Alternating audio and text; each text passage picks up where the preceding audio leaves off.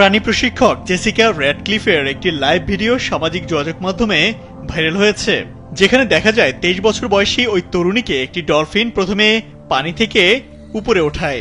প্রথমে তার এই পারফরমেন্সের জন্য হাততালি দিয়েছিলেন দর্শকরা, তবে কয়েক সেকেন্ডের মধ্যেই ডলফিনটি জেসিকাকে পানিতে ডুবিয়ে দেয়। তখন উদ্ধারকর্মীরা দৌড়ে আসেন তাকে উদ্ধার করতে। উদ্ধারের কিছুক্ষণ পরপরই জেসিকা র্যাডক্লিফ মারা গেছেন বলে দাবি করা হচ্ছে।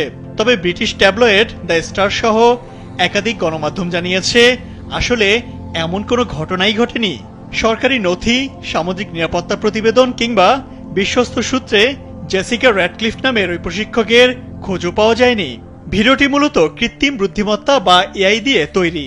ভোকাল মিডিয়া সহ তথ্য যাচাইকারী একাধিক সংস্থার বরাত দিয়ে দ্য স্টারের প্রতিবেদনে বলা হয়েছে, ভিডিওটি তৈরিতে ভুয়া ফুটেজ ব্যবহার করা হয়েছে এবং ভিডিওর ভয়েস ওভারও এআই দিয়ে তৈরি।